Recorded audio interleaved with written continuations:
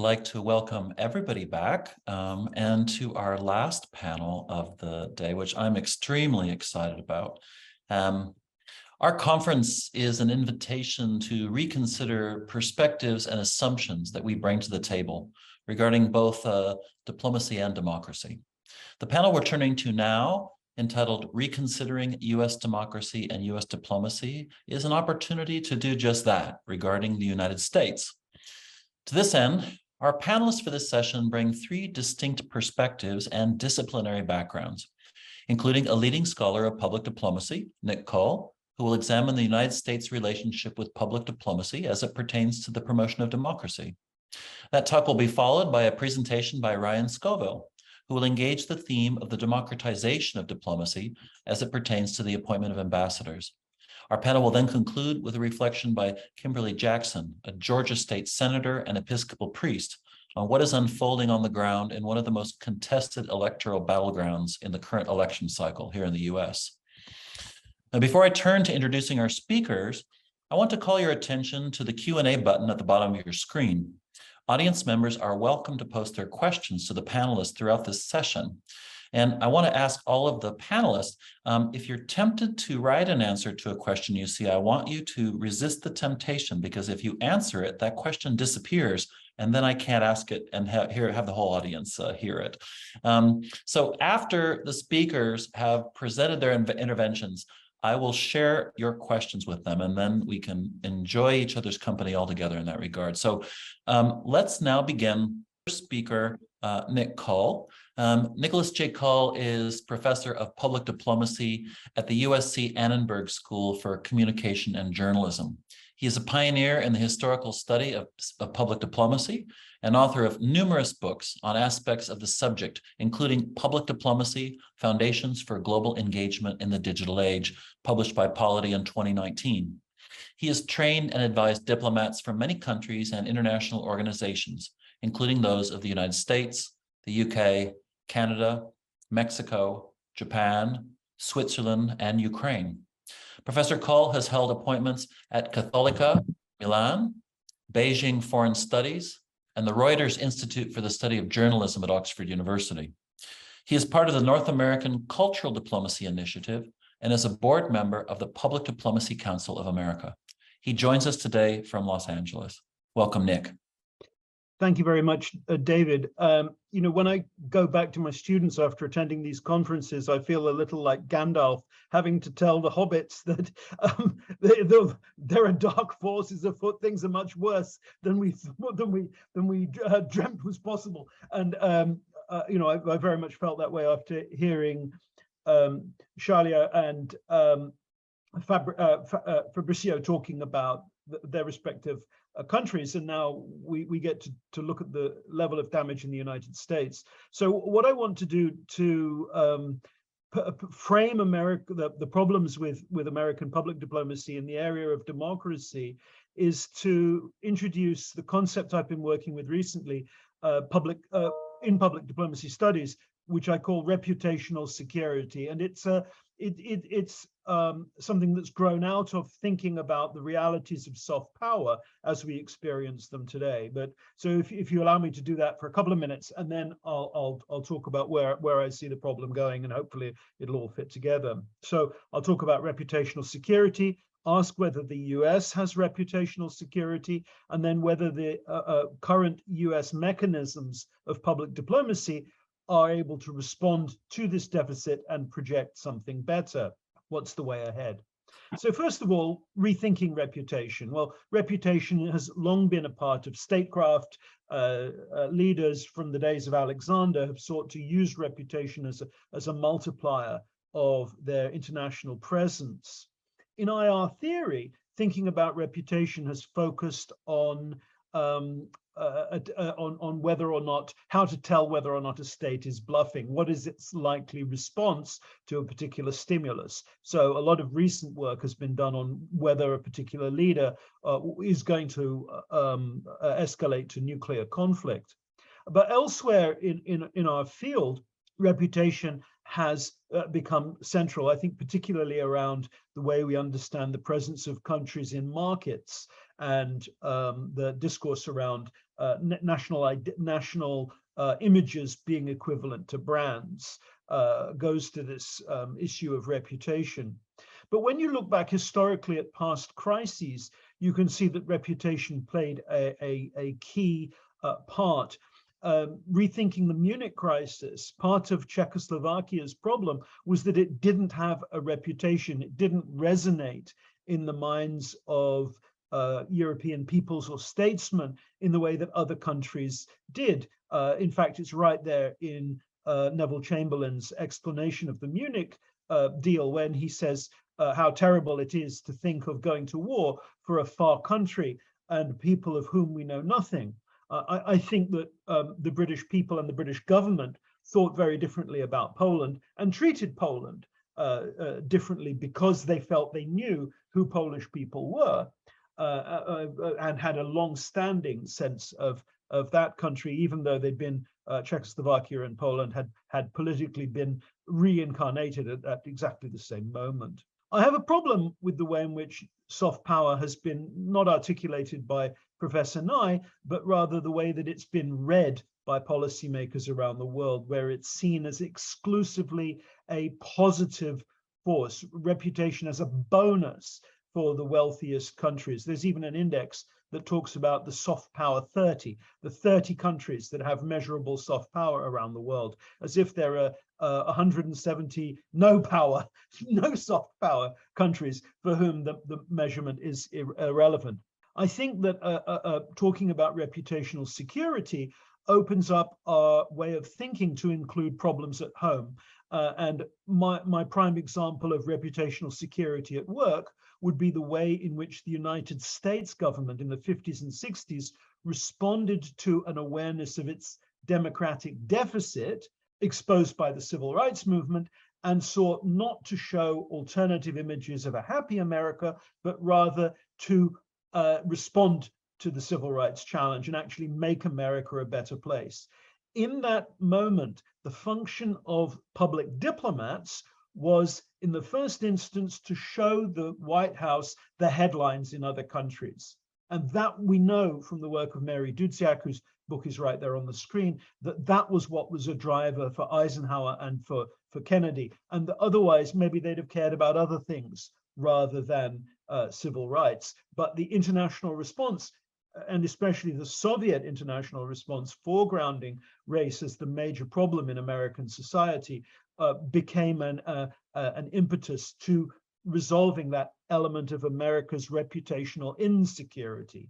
Certainly, we live in a world of reputational insecurity today, where countries seek to undermine each other's reputation. Think of the aggressive propaganda battle between Australia and China over the last year around education, or the way in which Russian media, and especially Russian state-sponsored media, is targeting the Nordic countries, negatively branding them as the home region of child abuse.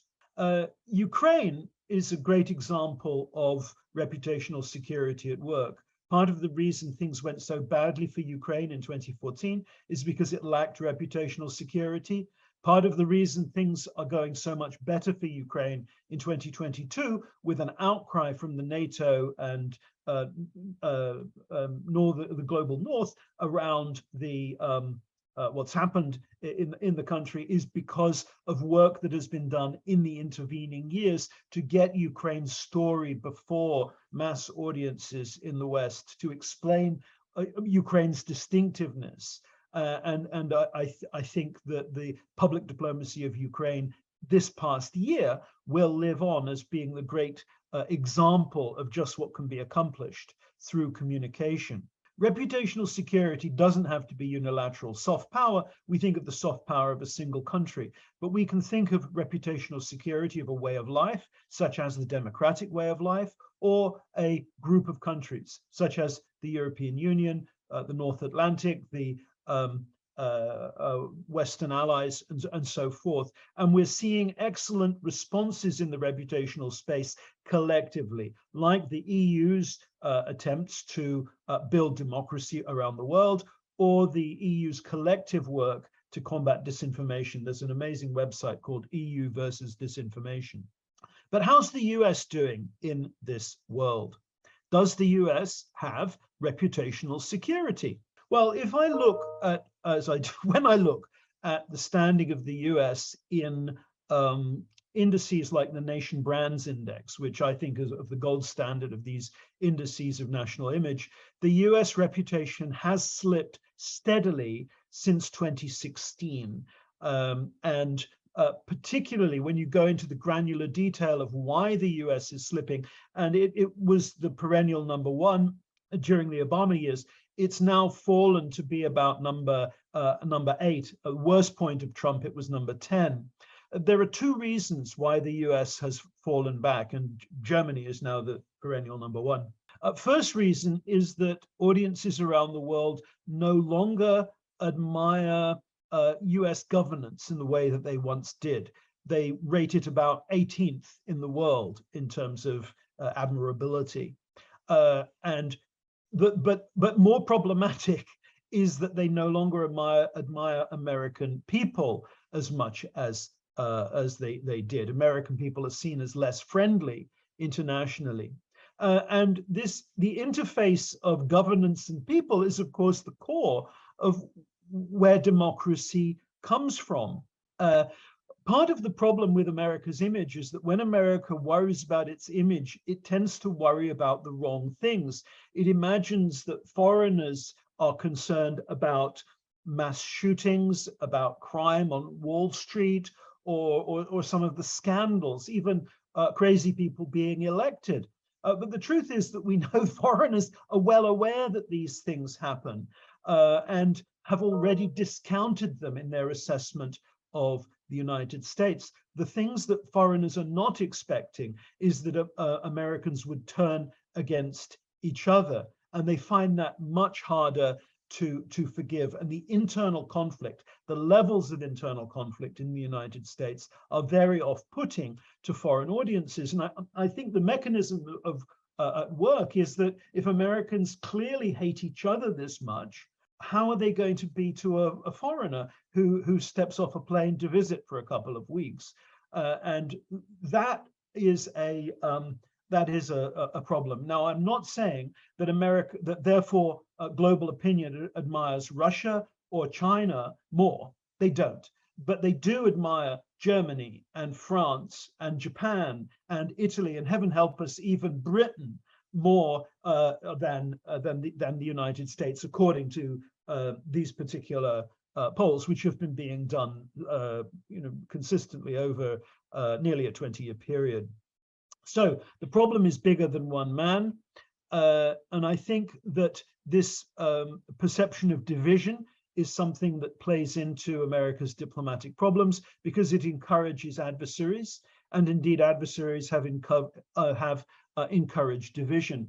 If you follow the academic studies of Twitter, you can find that some of the most contentious issues in Twitter that aren't necessarily foreign policy issues, like the Colin Kaepernick scandal, for example, foreign tweets made up at least 50% of the internet traffic about Colin Kaepernick. And they were tweets on both sides and substantially originating in Russia.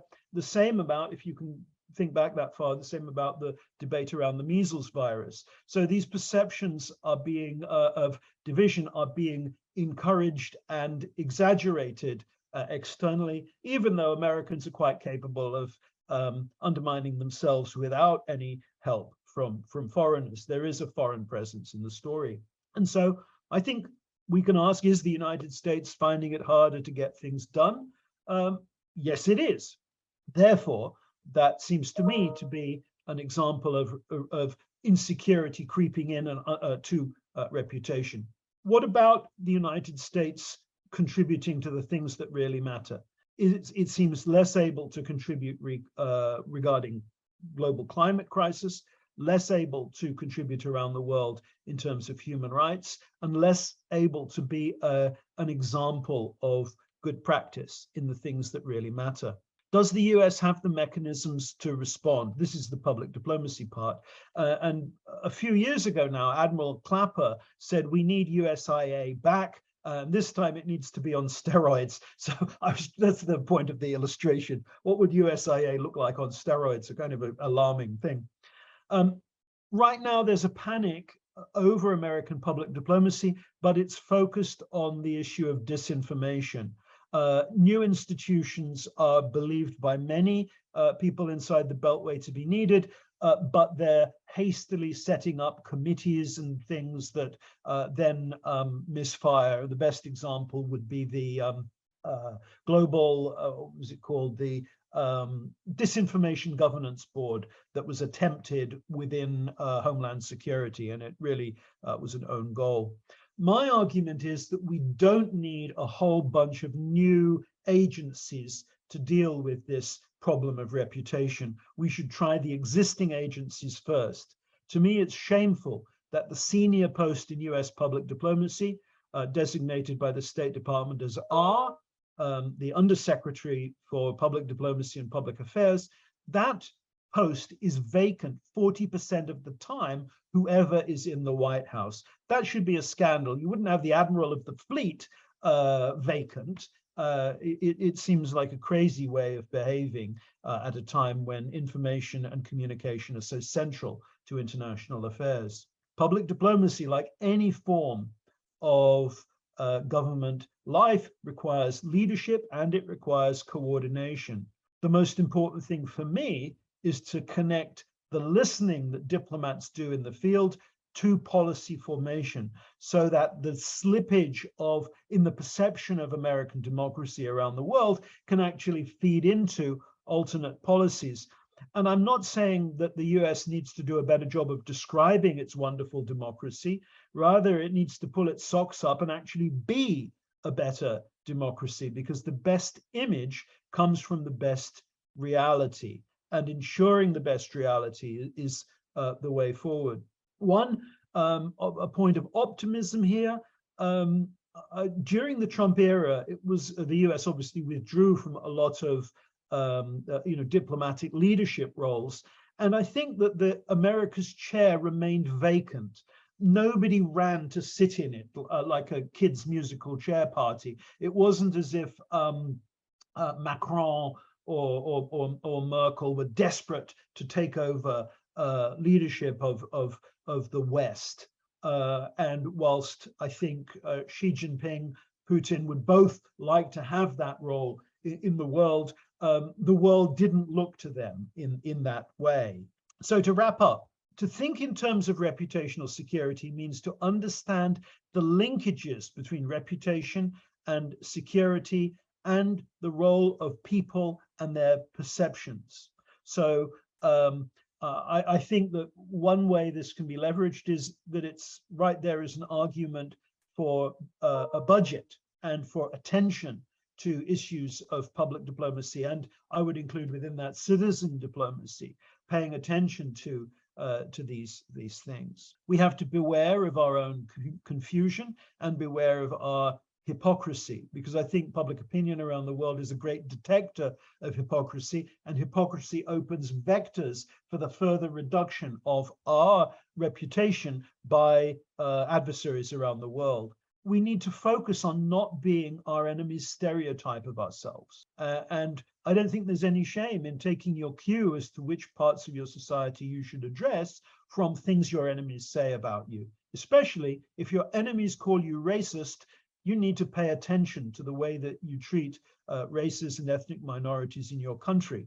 Imagine what RT can do with the shenanigans in the LA council this week, where councilmen were heard on tape saying outrageous racist things about their fellows. There's a collective dimension of reputational security. We can help our allies, help them to accentuate their own positives, also help them to confront their negatives. I think both are important parts of this.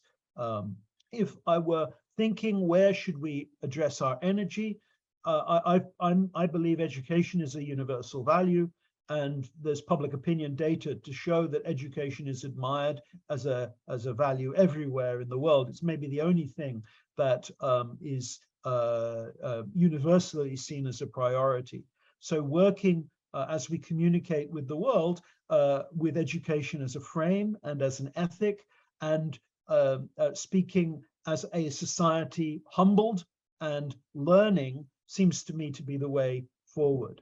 Always listening to global responses and being aware that we are blind to our own biases. That's what we need our friends to show us in regular life and in statecraft as well.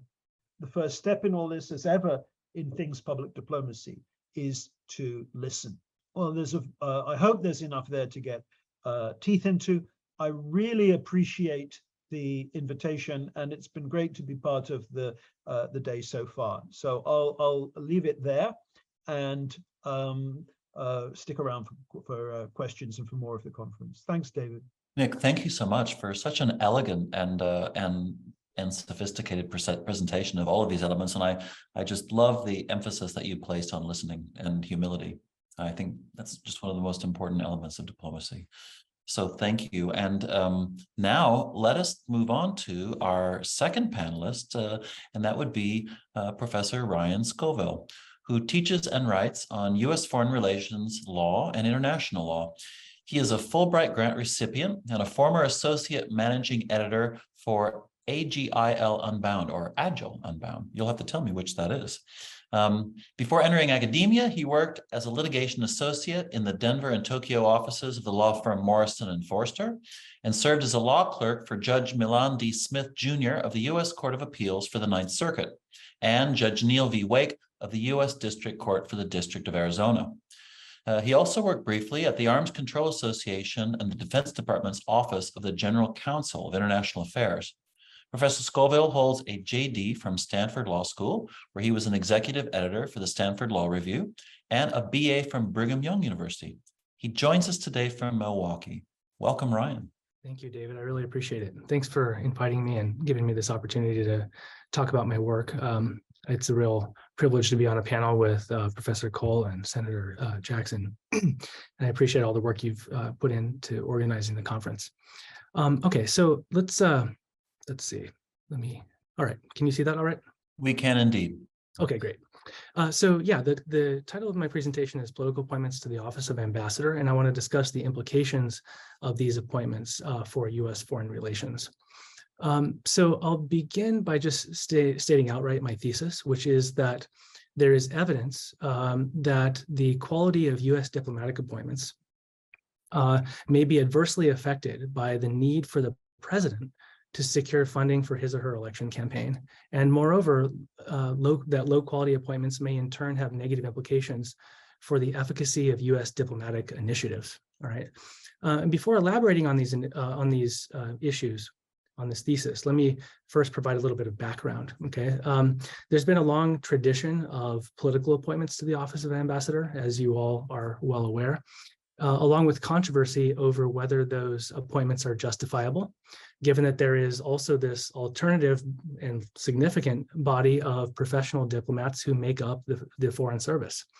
We can see here that the norm, at least in recent decades, has been to allocate roughly 30% of all ambassadorships to these so-called political appointees, leaving the remaining 70% to Foreign Service officers. But in the last decade or so, there's also been an increase in the percentage of political appointments under Trump, and seemingly at this point under Biden as well. We've shifted from about 30% to 40% of all ambassadorships going toward these political appointees. And this brings greater urgency, I think, to this historical question of whether political appointments are justifiable, right? One way to answer that question is to take a look at their credentials, right? To examine whether their credentials differ in any sort of systematic way, such that their performance might also vary. So the question then becomes, how do we evaluate credentials? It turns out that the Foreign Service Act of 1980 provides a mechanism. So Section 304 of the Act says that whenever the president is going to nominate someone to the office of ambassador, he's supposed to provide something called a certificate of demonstrated competency to the Senate Foreign Relations Committee. And this certificate is supposed to itemize the qualifications of the individual in question. So whether that's language ability or experience in the receiving state or the region or foreign policy experience more generally, this certificate is supposed to lay out all those credentials. And then, at least in theory, the idea is that the Senate Foreign Relations Committee will consider the certificate along with other documents in making a recommendation as to whether or not advice and consent is warranted. So basically, these certificates are useful for the Senate in considering these types of appointments. Now, historically, the certificates were not available to the public. That is until April of 2017, when President Obama made the choice to disclose for all future appointments the certificates that he was going to be sending to the Senate. And that policy has remained in place, but it left unavailable all of the certificates that existed from the date of the enactment of the Foreign Service Act of 1980 up until 2017. So I filed a request under the Freedom of Information Act with the State Department to collect all of the historical certificates from 1980 to 2017. I combined those with all of the newer certificates from 2017 to present. And then I coded them to look for whether there are any patterns in terms of changes in language abilities and whatnot among the individuals who are entering into the office of ambassador. So let me talk about what I found. First, there is a significant difference, at least when we look at these two groups in aggregate, between the qualifications of those who enter office through the Foreign Service as career diplomats and those who enter office through some route other than the Foreign Service, whether that's, being a successful CEO of a company or, a chiropractor or an actor in TV dramas, whatever it might be. We can see that the career ambassadors are much better qualified as a group in terms of language abilities, prior experience in the receiving state, prior experience in the region of the receiving state, and prior experience in foreign policy. This provides pretty strong evidence that these individuals are going to be better in office. I say only pretty strong rather than conclusive because there are, of course, other conceivable metrics that we might use to evaluate whether or not an individual is going to be successful as an ambassador. It's just that I was unable to evaluate any other metrics because the certificates that I looked at don't really evaluate other criteria, right? But at least looking at these criteria, all of which seem likely to be very relevant, it seems quite clear that political appointees are inferior as a group to their career counterparts. A second finding is that and this is, I think, more surprising, is that the qualifications of political nominees as a group have eroded over time. So let's take, for example, the crop of political nominees from Reagan and compare those to Biden to date. We can see that across the board, there has been a sort of degradation in quality. Far fewer of Biden's political nominees have language abilities than was true of Reagan. Far fewer of Biden's political nominees have prior experience in the receiving state or the region or foreign policy experience more generally.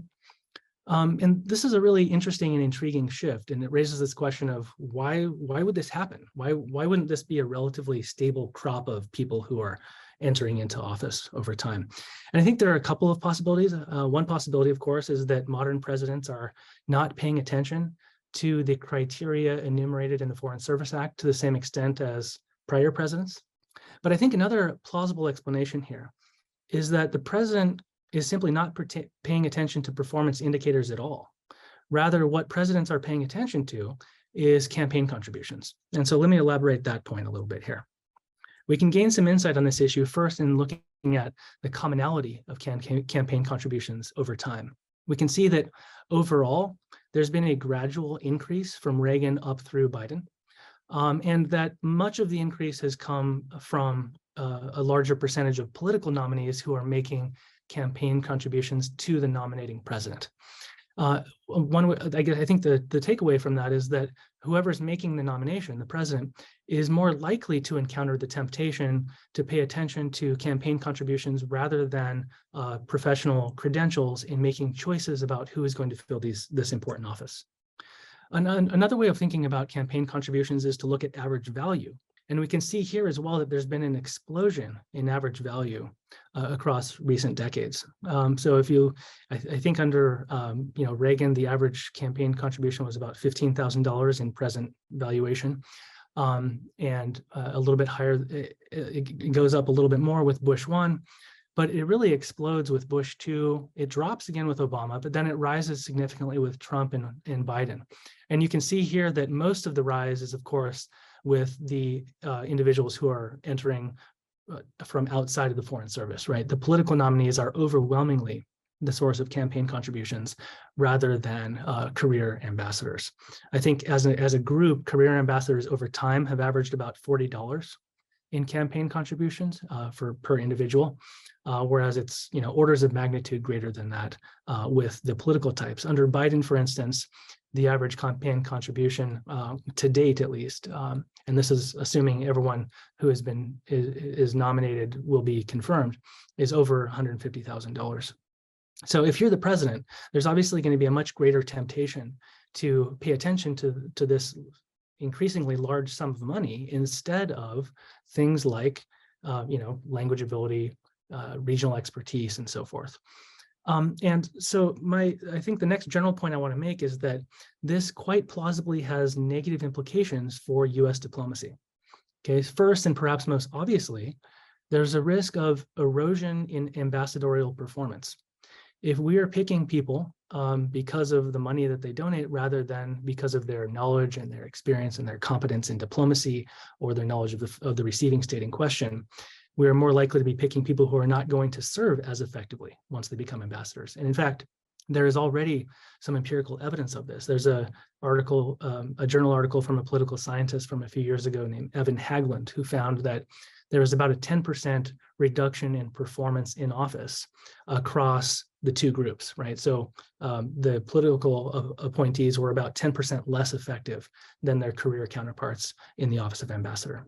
So that's one real risk here. Second is there's the risk of disapproval from foreign governments, right? Many of us probably heard of the episode, I think it was during the Obama administration, when an individual named George Zunis, who was, I think, nominated to serve as ambassador to Norway, went to his hearing before the Senate Foreign Relations Committee and had never been to Norway, didn't speak Norwegian, didn't know their form of government that they had. I think that's a form of disrespect, and it's not something that helps U.S. foreign relations. A third risk here is that this development risks complicating U.S. anti-corruption efforts. It's much harder for the United States government to effectively promote anti-corruption efforts and call out foreign governments for their own corruption when the principal diplomatic mouthpiece for that message is someone who has purchased their office, right? So that's something to consider as well. And then finally, I think there's a risk here of damage to the morale of foreign service officers. There's, I think, quite a bit of historical evidence that it's discouraging for people to spend, decades within the foreign service aspiring to the rank of ambassador, only to have someone who, was a successful chiropractor jump the line on the basis of campaign contributions. So in aggregate, I think this phenomenon, this increasingly salient and significant phenomenon, poses a risk to the ability of the United States to conduct effective foreign relations. There are some efforts that have been undertaken by Congress in recent decades. For example, the current draft of the State Department Authorization Act of 2022 contains a proposal to increase training for first-time ambassadors. There's also a proposal to increase inspections of embassies, particularly on the part of those who are led by political appointees, to make sure that there are no problems on the part of the staff. There are surveys that are proposed to be conducted so that we can root out and identify any problems that occur, but it's unclear what's going to happen with this legislation. I'll stop there. Thanks. Brian, thank you so much for this really compelling presentation. And you've really raised some very important questions about the democratization of diplomacy or lack thereof. And so thank you so much for laying all these observations before us to consider. And before we move to our final speaker of the panel, I just want to once again call your attention to the Q&A portal at the bottom of the screen and encourage you to pose questions for our panelists, and I will be very delighted to share those with them when we've completed the three presentations. So at this point, I am so delighted to be able to introduce Senator Kim Jackson, who serves as Senator for the Georgia State Senate, District 41, representing portions of DeKalb and Gwinnett counties. In her first term, Senator Jackson worked to defend voting rights against relentless attacks. She authored life-saving legislation for stalking victims. That was Senate Bill 75, called the Lease Release, which passed both chambers unanimously. She secured unprecedented funds for Black farmers, started serving as the co-chair of the Mental Health Caucus, and earned an appointment to the Georgia Commission on Family Violence. She serves on the Agriculture and Consumer Affairs, Government Oversight, Natural Resources and the Environment, and Public Safety Standing Committees, as well as the study committees on sickle cell anemia and unsheltered homelessness. And this is a subject very dear to Senator Jackson's heart because she is also an Episcopal priest. And over the last 11 years of her ministry, she has served as a college chaplain, a nationally renowned consultant and preacher, and as a parish priest, as the vicar of the Church of the Common Ground, where she co-creates church with people who are experiencing homelessness in downtown Atlanta. She joins us today from Stone Mountain, Georgia. Welcome, Kim. Thank you so much for having me. It's such an honor to be here and to be a part of this conversation, and much gratitude to my fellow panelists as well. I just want to take a few moments to talk a bit about what's happening in Georgia as it relates to the preservation of our democracy, and particularly around issues of voting rights. And I want to talk about that by first giving a bit of a history lesson. So I don't assume that everybody knows or understands kind of the history of voting rights in the South and in Georgia in particular. And so let's just begin with a little framework.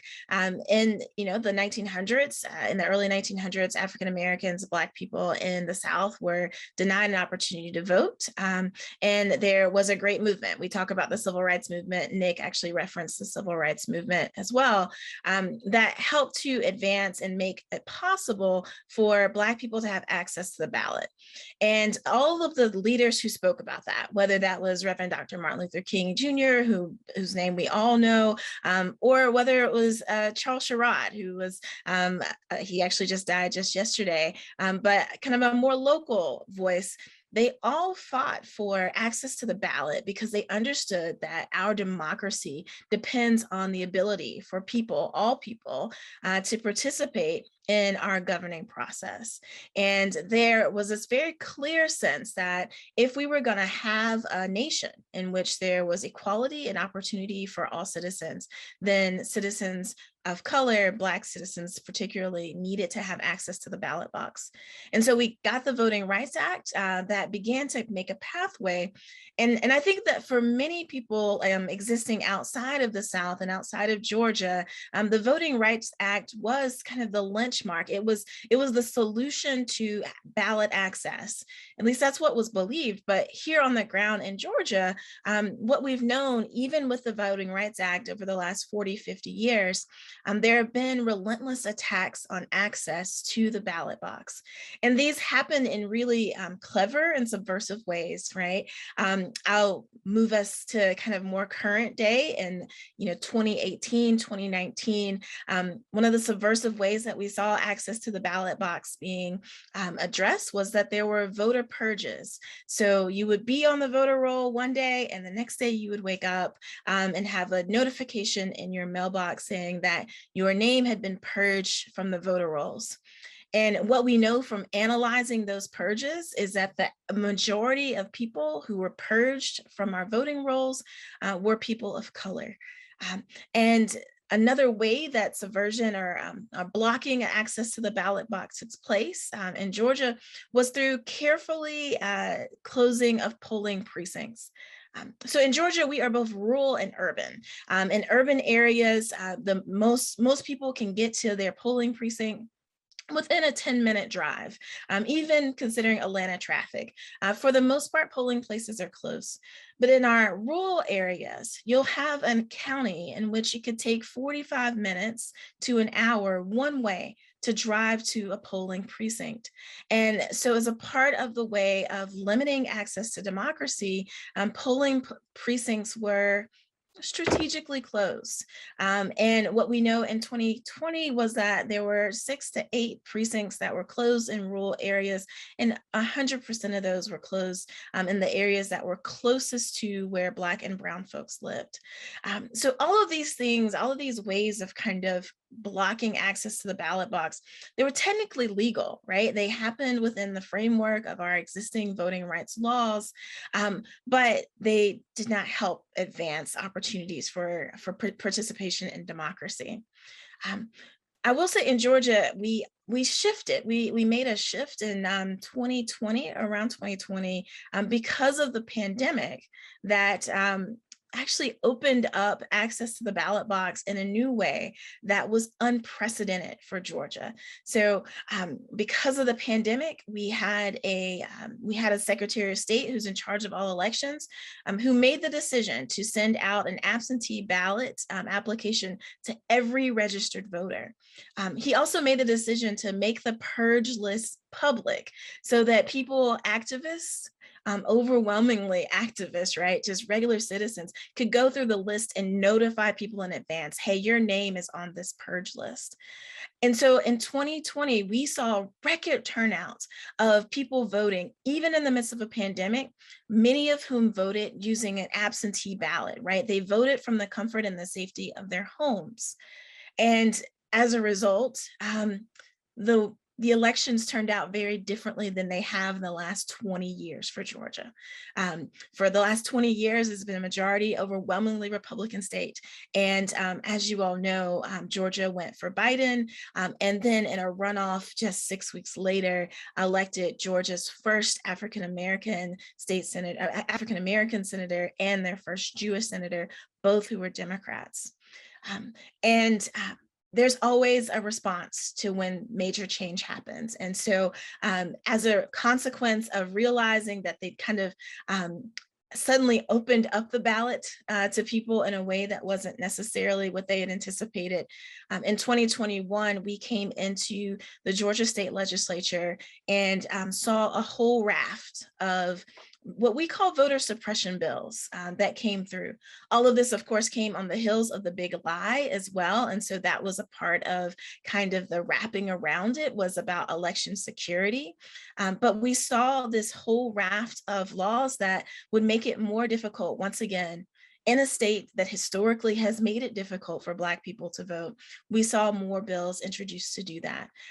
And so ultimately, we've had a lot of voices in Georgia. They're not often politicians. The loudest voices in Georgia who've really been standing up and fighting for our democracy, who've been fighting for access to the ballot, demanding that we make changes to our laws, they've been overwhelmingly faith leaders. And that's a part of because we're in the South. That was true in the 60s. I mean, if you listen to the list of people in the 1960s who fought for voting rights, who come from Georgia, Reverend is in front of their name, right? Reverend Martin Luther King Jr., Reverend John Lewis, Reverend Ralph Abernathy, and so on. And that has been true now in the 21st century, in the 2020s. You're seeing a number of people of faith, not just Christians, but Jewish leaders and Muslim leaders standing up and fighting for access, for greater access to the ballot. I want to give some examples of the ways that in 2021, access to the ballot was once again was made less accessible. So in 2018, I talked about the intentional purges. I talked about closing of precincts on purpose in Black and brown neighborhoods. In 2020, we had this really robust and exciting moment where everybody could vote from home. And there were drop boxes where you could take your ballot and just drop it in the drop box on your way home from work or school or play or wherever. And in 2021, legislation was passed, it was rammed through that, first of all, it made it illegal for the Secretary of State to send out an absentee ballot application. So that kind of blanket, everybody gets an absentee ballot application, that is no longer legal. It also made it illegal for nonprofits, for just regular organizations or campaigns to send out those applications to anyone who had already gotten one. Right. So if someone has already received one from a campaign or nonprofit and you send them a second one, they made it so that you'd be fined for every duplication, which for nonprofits and campaigns is kind of impossible to keep up with. They also made it such that drop boxes no longer exist in places that are reasonable. Drop boxes are now confined to only being on the inside of a government building and are only accessible during office hours or business hours. So all of the convenience that we had, right, in terms of being able to, whether it was at midnight or at 6 a.m. before you go to work, all of those conveniences of kind of rolling your window down, dropping your ballot into a ballot box were shut down and have been taken away. But also, in order to really impact Black voting in urban areas, drop boxes, which were very plentiful in 2020, have now been limited to only 5. So in my county, we went from 72 drop boxes to 5. And those, of course, are inside of a government building with limited hours. And then we also did some of these other egregious things where instead of saying that as for a long time in Georgia, if you wanted to vote by absentee, you didn't have to like take a picture of your ID card, right? Like you could just fill it out and send it in, put the number, your card number on the absentee ballot and move forward. Now in Georgia, you actually have to literally take a picture of your ID or make a copy of it, which makes it nearly impossible for many people to vote absentee from the comforts of their home. Or in the example of the population of people with whom I work, it makes it nearly impossible for them to vote from, a table that's set up in the middle of the street where their ballot is there and they can fill it out and then put it in a ballot box because they don't have access to a printer to print out the picture of their ID. And then we did some silly things just to, I think, to just make voting less comfortable.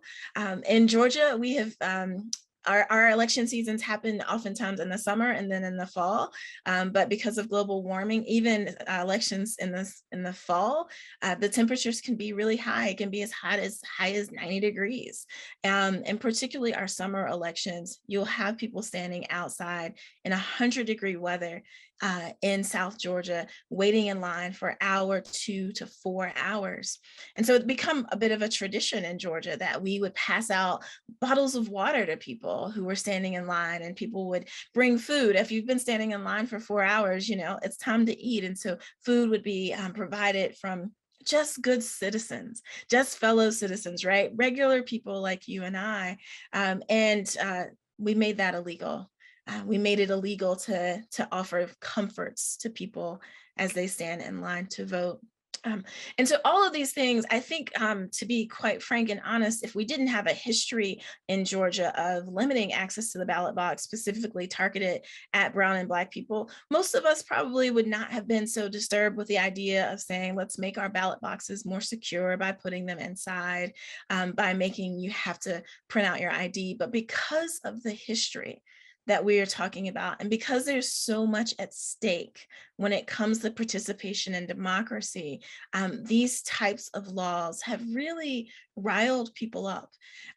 And so you are seeing here on the ground in Georgia, people even more committed, more dedicated to voting than they were even 2 years ago, because there's a saying in the Black community that if they don't want us to vote, there's clearly a reason for it, so we better vote harder.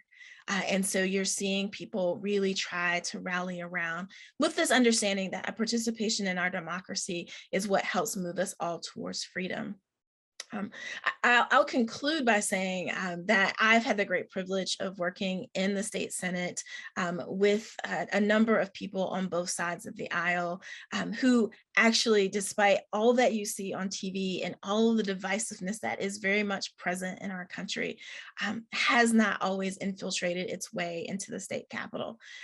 I was able to pass a bill unanimously in both chambers that is a life-saving bill that allows people who are victims of stalking to move, to get out of their lease without penalties and move to a place of safety.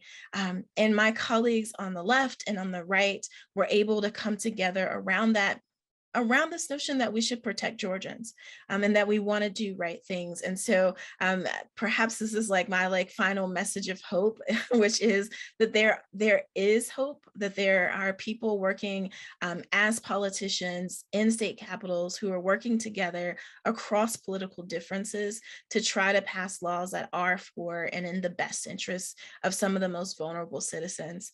Unfortunately, that's just not the news that you get to hear when you turn on your TV, but it is at play. With that, I'll stop there. Kim, thank you so much for that presentation. And I just know there's so many people that are reading about what's going on in Georgia, and it's a real privilege to get to hear somebody from Georgia talking about it rather than non-Georgians talking about people in Georgia. So thank you so much for that. We have a number of questions from the audience that I want to lift up, and I have individual questions for each person on the panel. And I'd like to start with one that's addressed to Nick, and it says, what do you think are the realities on the ground that you think could most readily be changed in the short term, which could help the United States toward improving its reputational security? Well, what a great question. I certainly think it's important for the U.S. to be seen to be acting on the climate crisis, and the steps that Biden took to return to that particular table were very important. But I don't think that reputational security should be addressed by professors making suggestions. I think we need to actually ask communities around the world, what do they think the United States should do? Where do they see the deficiencies in U.S. behavior, and proceed like that. So to say the first thing we should do to address realities on the ground is find out which realities are most concerning to international audiences, so that we are not distracted prioritizing things that global audiences actually aren't especially worried about, that may be our own particular obsessions. But I do think that I do see lots of evidence that the democratic deficits that show up around race, so the sorts of things we're seeing in Georgia, are a problem and need to be addressed. Thank you so much for that. I have a question now for Ryan, and this question says, have you done any research on, or know of research done on, political ambassadors who were major campaign donors who have been effective or successful? So it goes on to say, so I'm excluding non-career ambassadors who were not donors, but country or regional experts, such as Obama's ambassador to Russia, Michael McFaul, who in fact will be speaking at this very conference tomorrow morning. So what say you, Ryan? Yeah, that's a great question as well. Let me just preface my answer by saying, I don't mean to suggest that political appointees are necessarily unqualified or ineffective, right? My point is simply just that as a group, and focusing on the particular criteria that are enumerated in the Foreign Service Act of 1980, they are less qualified, right? Whether that turns into less effective performance is, I think, something that still needs to be studied, in particular by political scientists, and whether other criteria should also be added to the Foreign Service Act of 1980 is something that also is worth considering, right? So I don't mean to pronounce definitively at all on whether this group of individuals is less effective. I think there's a reason to believe that they are, but the evidence is quite thin and preliminary. And so to answer more concretely now, yeah, I mean, I think Michael McFaul is a great example, right? You clearly can be very qualified and have tons of experience and be a political appointee and be effective in office, right? These things are not inherently incompatible. I think another historical example, Shirley Temple Black. She was widely regarded as a very effective diplomat, and she obviously had a career as an actor, right? So there are various examples like this throughout history, and they underscore the point that certainly being a career member of the Foreign Service is not essential, But my suspicion, and this is backed up by the limited political science that does exist, is that it's helpful. And that makes intuitive sense, right? I mean, anyone who is performing a job is likely to do so more effectively if they have extensive background in that particular industry. So thank you so much for that.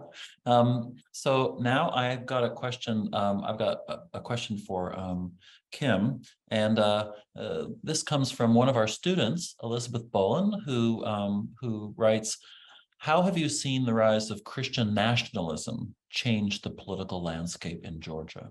Yeah, thank you so much for that question. I was kind of racking my mind to decide, when have I not seen Christian nationalism in Georgia, right? So like kind of the assumption that there has been a rise, I'm not sure that's true. I think that in fact, Christian nationalism has been very present in Georgia politics for a very, very long time. That in fact is kind of the brand of Christianity that many, particularly white Christians, have been enculturated and indoctrinated in for many, many generations. So I say that as a preface, and I think to perhaps your point, I think that issues around abortion and how we are making decisions and laws about whether or not there will be exceptions to abortion, and we have a number of legislators who are in a place of absolutely no exceptions for abortion, is certainly a result of Christian nationalism and a very loud voice that is compelling them to that. I think also I do a lot of work around criminal justice reform, and I've seen some really negative influence of Christian nationalism around that issue. So there's this notion that it's somehow Christian to punish people really harshly. And my work has been specifically around the death penalty. And I mean, I'm a Christian pastor, right? I believe theologically, I can make some really clear theological arguments as to why the death penalty is contrary to Christian beliefs and ideals. However, Christian nationalism has a really different take on that. And so, Georgia executed, I guess, right before the pandemic, we executed more people than even Texas, which is, Texas is, the most murderous state when it comes to the capital punishment generally. And so I think that kind of harsh, very harsh, you killed somebody, so we will kill you rhetoric is very much deeply influenced by the rise of Christian nationalism. And I think the last thing I will say is that our governor's decisions about not allowing people to continue to receive the additional benefit for unemployment. So you'll remember during kind of the height of the pandemic, if you were receiving unemployment, there was a supplement that the federal government was providing. Our governor chose to deny those federal funds and to stop those supplements from going to Georgians. And then it was all rooted in this notion of Christian nationalism and the sense of, if you don't work, you don't eat. And therefore you are not, and we will not give you these entitlements. We will not just give you money to sit down. And so those are some of the kind of present ways that I see Christian nationalism at play. But I begin where I ended, with saying that I believe that Christian nationalism has been very present and a part of Georgia politics for a very, very long time. Thank you so much for that. I have a question now for Nick, and one of our attendees asks, do you know why the R in the U.S., United States, became vacant and is vacant so often? Well, that's a really good question. I think that it is a kind of, because it's a new post, or relatively new, it was only created in 1999, it isn't immediately prestigious in the same way that a cabinet secretary post is prestigious. I also think that it is hard to understand exactly the qualities that go into being a good R. So we do know that there has been a high turnover and difficulty recruiting to that post for that reason, because incoming administrations tend to see the head of US public diplomacy as being somebody who's going to be like a salesperson. The first person George W. Bush tapped for the job was an advertising executive who did terribly, didn't know anything about how bureaucracies worked, and called Charlotte Beers, and that went very wrong. So I would say it's that the priority in appointments goes to offices that are easier to fill and are easier to get past the Senate. But bottom line is, I don't think that public diplomacy is really seen as being a priority for either side of the political aisle. George W. Bush used to say, "Why do they hate us? Why don't they understand how wonderful we are?" And part of the problem that I think comes out of everything's been said today is that in some ways the United States is not wonderful, and foreigners are quite good at perceiving that, maybe in a way in which Americans who just begin the day assuming that the US is number one in absolutely every index would actually be quite surprised to find out that maybe if you take the objective measurements of what it is to be an American in terms of social justice, in terms of social mobility, in terms of distribution of income, Germans and Swedes are better at being American ethically than Americans are. I have a follow-up question to that, and the question has been posed with regards to the topic of reputational security. How did you encounter the statements by both of your fellow panelists in that regard, and what implications do you think they have? Well, I think I should hire them to speak whenever I'm on a bill, because these are two tremendous examples of reputational insecurity, and I see hypocrisy as a major vector. It would be interesting to know if Russian media has noticed that an increasing number of Americans are just people who donated to the campaign, because if not, they should get busy with, it's in their interest to get busy with that story, because it's absolutely an outrageous example of hypocrisy that undermines American anti-corruption diplomacy, in West Africa, for example, where it's a major public diplomacy theme. And with what Kim was saying about about Georgia, once again, this is an outrageous example of reputational insecurity. And I think that Americans don't understand how badly the rest of the world thinks about something like America's love affair with the death penalty. The European Union perpetually has an officer whose job is to write to American governors appealing for clemency in the case of death penalties.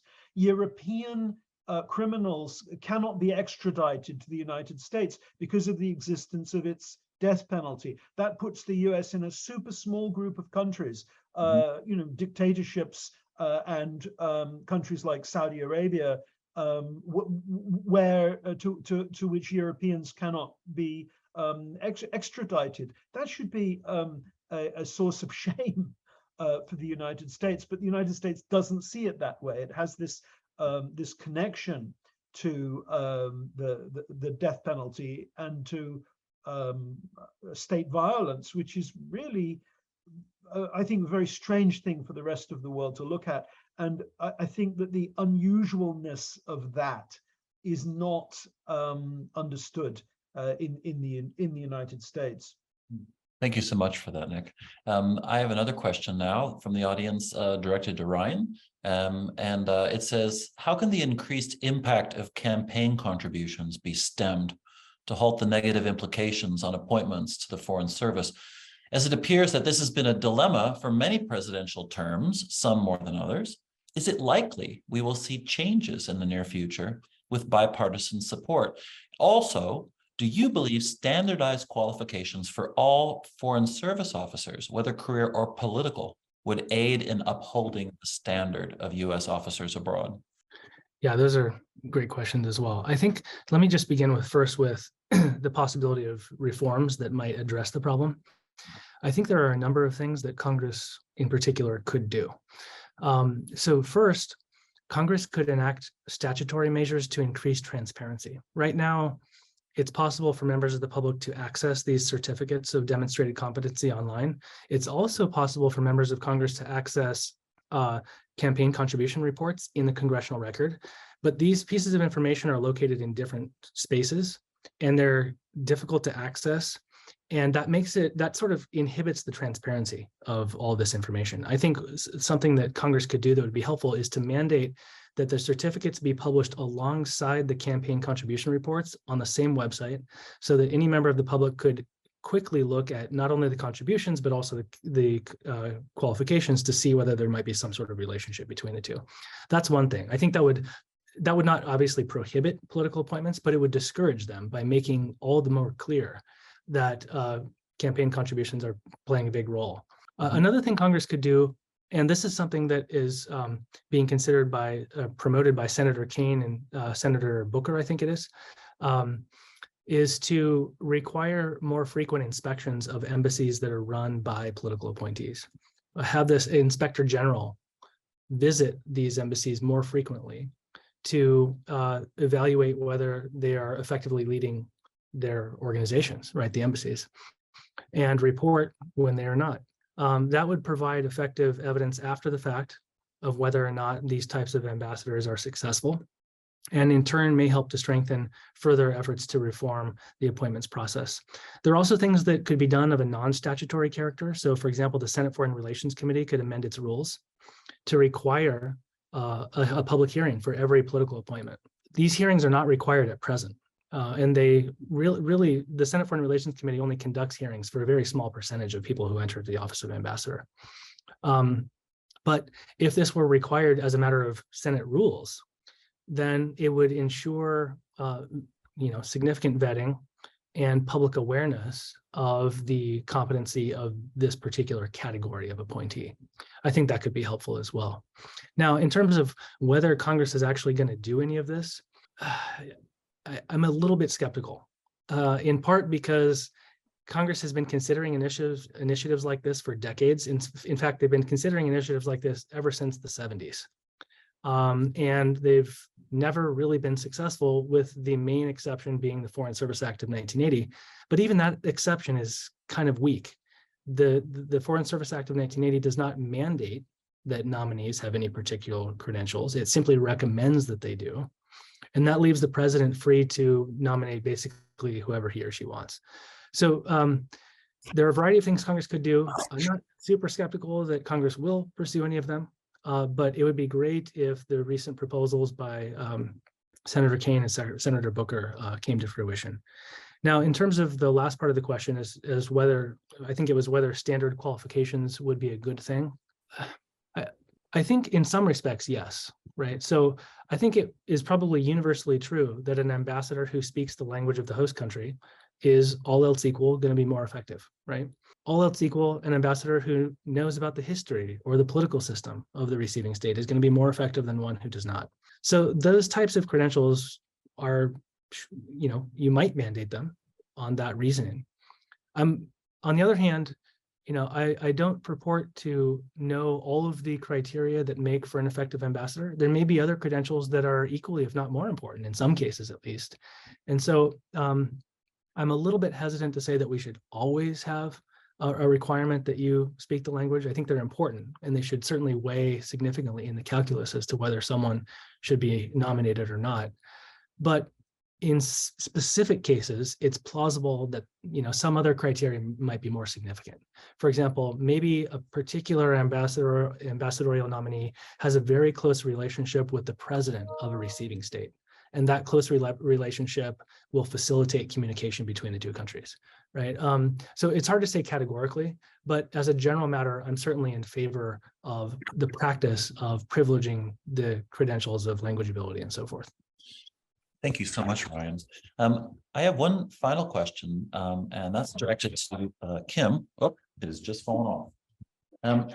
And that is, it's regarding the fact that while a lot of people who have been observing what's going on in Georgia are familiar with Stacey Abrams for all the obvious reasons and her Fair Fight organization, I'm wondering what other groups are working on making voting more accessible, who you would like us to know more about, and what are their approaches that are having the most success. And I want to just, as an aside, note that one of my fellow faculty members at the Gray School, Val Johnson, sent a link in our chat, and it is regarding the instance where State Representative Park Cannon was actually arrested as she was opposing the laws being put forward by the governor of Georgia. And so it's clear that there is resistance to a number of the things that you have mentioned, but I'm just wondering if there are other groups, other individuals that you would like us to know more about and that we could learn from. Sure, absolutely. Yeah, Stacey Abrams by far has the most fame in Fair Fight, but there are organizations that predate Fair Fight, especially, and people on the ground who've been doing this work for a really long time and in conjunctions with Fair Fight. I want to lift up especially a woman named Helen Butler. She's with the People's Agenda. Helen Butler has been doing this work for over 40 years and has particularly focused on empowering, registering, and helping get people to vote in rural Georgia areas. So oftentimes when people think about particularly Black voters, they think urban, but the state of Georgia has a substantial population of Black and brown people who live in rural areas, who live in what we call kind of the Black Belt. It goes along I-95. And so Helen Butler has really dedicated a lifetime to the work through her organization, the People's Agenda, in making sure that people are registered, are actively engaged, not just registering, not just voting, but also being politically involved in their local election boards and things like that. There's another organization called Black Voters Matter, which is run by, her name is escaping me at this exact moment, but a young Black woman who started that organization just a few years ago and has really been responsible for helping to get thousands and thousands of people to the polls. And there are a number of other organizations, smaller organizations. I think what's been really, really clear and really true in Georgia is that Black women have really taken the lead on this issue. And it's been a number of Black queer women who've really stepped up and said, our freedom, our livelihood is dependent upon us organizing together and organizing across difference. So most recently, I serve a congregation of people who sleep outside, literally outside of the steps of the Capitol. And we had a group called New Georgia Project that came through, and they took these people who are experiencing homelessness and they walked them through the process of how to check their status for voting, how to make sure that they had a plan to vote in the same dignified manner that they do at the First AME church down the street from me, right? So there's been some really consistent bridge building across economic divides, across racial lines, to make sure that all of us are prepared to vote. And that's happening from a lot of different small grassroots organizations all the way up to your multi-million-dollar budget organization like Fair Fight. Well, thank you so much for that. I think that is a very wonderful note for us to draw this panel to a close on.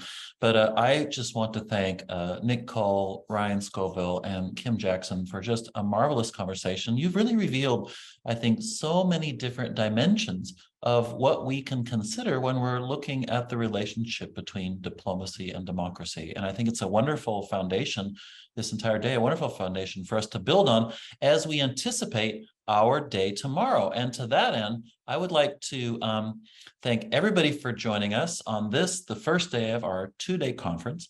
And I want to call attention to the fact that tomorrow we will begin again at 9 a.m. Chicago time with a keynote address by Michael McFaul, former U.S. ambassador to the Russian Federation, entitled The Ukraine War, Lessons for Democracy and Diplomacy. This talk will take the form of a dialogue between Ambassador McFaul and the Gray School's Jeffrey Wiseman. Ambassador McFaul's talk will be followed by our first panel of the day, entitled Global Public Health, Diplomacy and Democracy, featuring 3 Chicago-based scholars and practitioners of diplomacy. Following that, we will be featuring a keynote address by Walal Essam Al-Bushi, the former Minister of Youth and Sport of Sudan, entitled Diplomacy and the Struggle for Democracy in Modern Sudan. Our conference will then conclude with a panel entitled Diplomacy and Democracy on the Ground, the work of global citizen diplomats, featuring practitioners and scholars from Uganda, the United States, and Peru. So I want to thank all of you for your presence today, and we look forward to welcoming you back tomorrow. So a good afternoon and evening to all of you. Bye-bye now.